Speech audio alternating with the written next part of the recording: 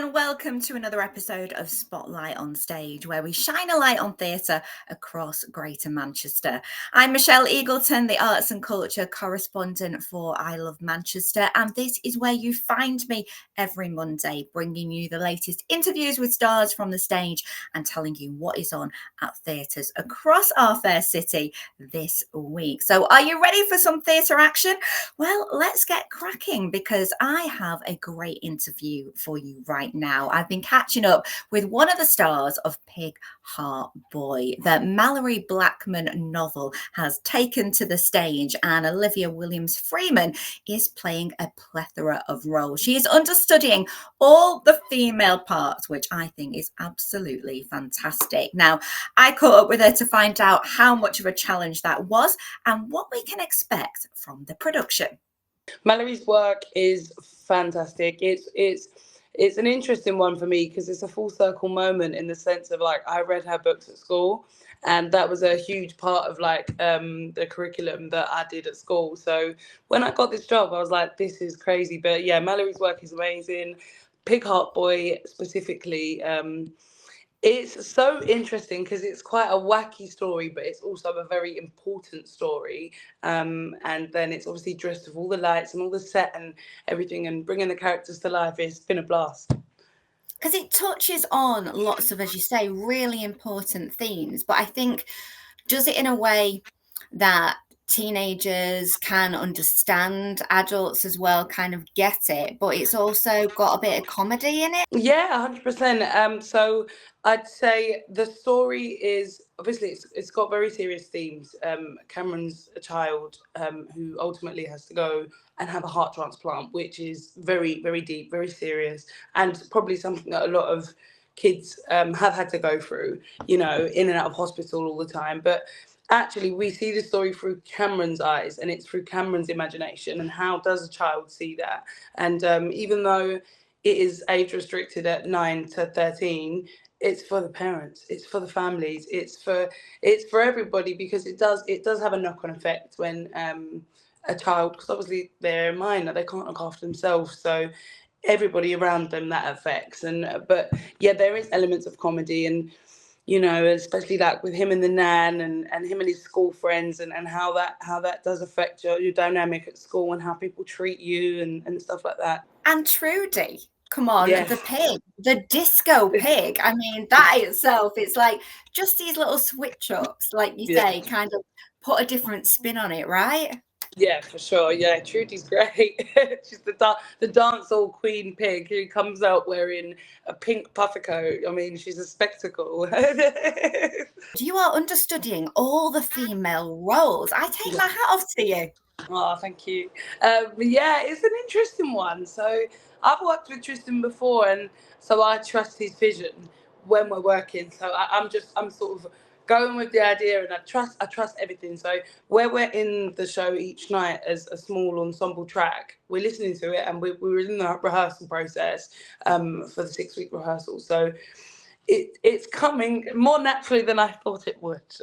It's coming. It is. And I've gone up in all of my principal tracks as well. So we do go up. Wow. I mean, and have you got a particular role though of those female roles that you think, oh God, you know, that's great because I'm understudying that role and that's the one that I actually really lean to, or you know? Well, it's an interesting one actually, because I initially you don't audition for the role of understudy. So my initial audition was for the role of Kathy and Julie, which is Cameron's mum and Cameron's crush. And I loved those characters. But then once we started playing it out, I actually more enjoyed playing Marilyn, who's Cameron's best friend, because I just got to tap into that childlike energy and play. And the track's really fruity in the sense of she does like about 4 or 5 different characters as opposed to just the 2. And I really enjoyed that. That was great. So it does change. It does shift, and you do find new things as you go along. Okay, honestly, it takes me about a day or so to learn a couple of sentences or lines. So yeah, honestly, this is brilliant. But getting back to the production itself, again, you know, with the type of audience, you have got them really engaged, not only with the story, but there's like screens on, so it's really very kind of visual in that aspect, isn't it? Tell us a little bit about how that works, and also the lighting changes from blue to red, doesn't it? Yeah, blue to red and pink and all different stuff.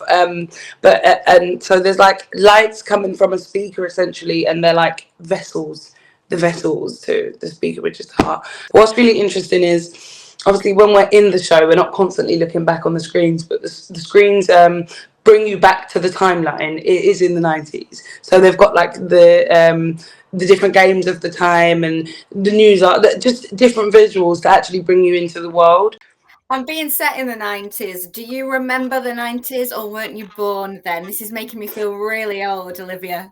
I was born in 96, so I was latter end of, but I remember stuff, and my mum carried it on through the next decade, which meant that, so I was living through it, and I do remember a lot of it.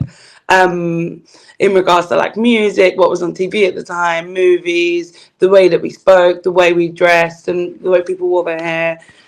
But even though it is set in the 90s, a lot of it is still relatable to the current day, and a lot of those themes don't change. Time only separates us from the us and the people that were living through things like this. People, the people that we are telling stories about. So, yeah. Absolutely. And the people that you are affecting by them coming to see the show, how has the reactions been from the audiences? All different. Good, great reactions. But some people cry, some people laugh, some people are gripped, some people are moved, some people have questions. They're like, so what happens in the end? What happens to Cameron in the end? There's so many different things. But overall, it's been nothing but stellar reviews, and people love the show, and we're grateful because it's blood, sweat, and tears. Like, we've really worked on it as a collective, everybody involved. We've worked really hard on it, so it does feel nice to sort of hear that the story is being conveyed by us well, and everybody appreciates it and likes it.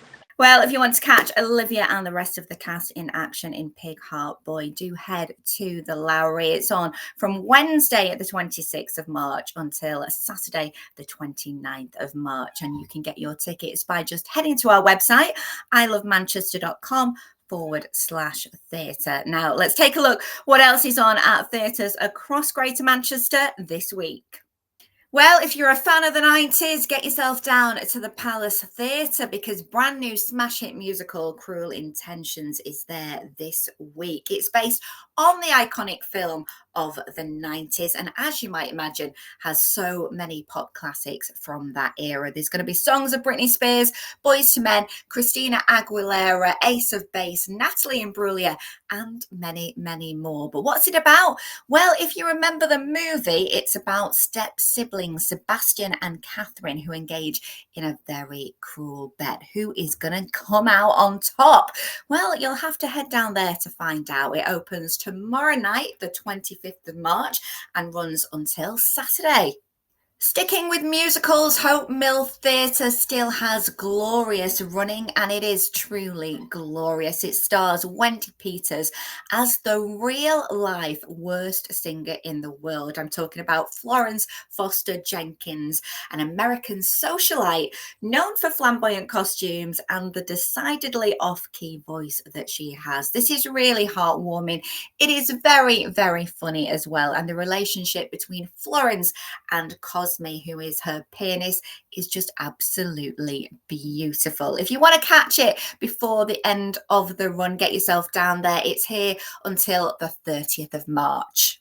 Now, if drama's more your bag, then head to the Octagon, because Of Mice and Men opens this week. The John Steinbeck classic is a gripping tale of hope and friendship set in the Great Depression, and it's all about living the American dream, or at least trying to, because Lenny and George, the unlikely best friend, are two drifters bound together by a shared faith and the search for that dream. It's a really powerful classic, originally written in 1937, but still has really important themes that resonate today: friendship, migration, and Prejudice. This opens on Wednesday, the 26th of March, and runs until Saturday, the 12th of April.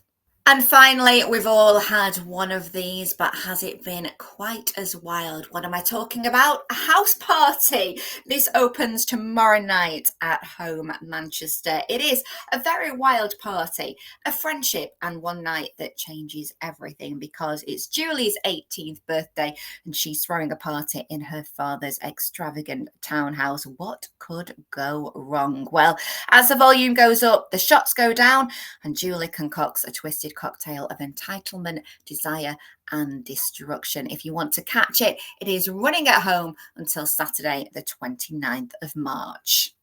Well, some great shows to explore this week. And if you want to find out more about any of those that I've mentioned and book your tickets, just head to our website. That's isleofmanchester.com/theatre.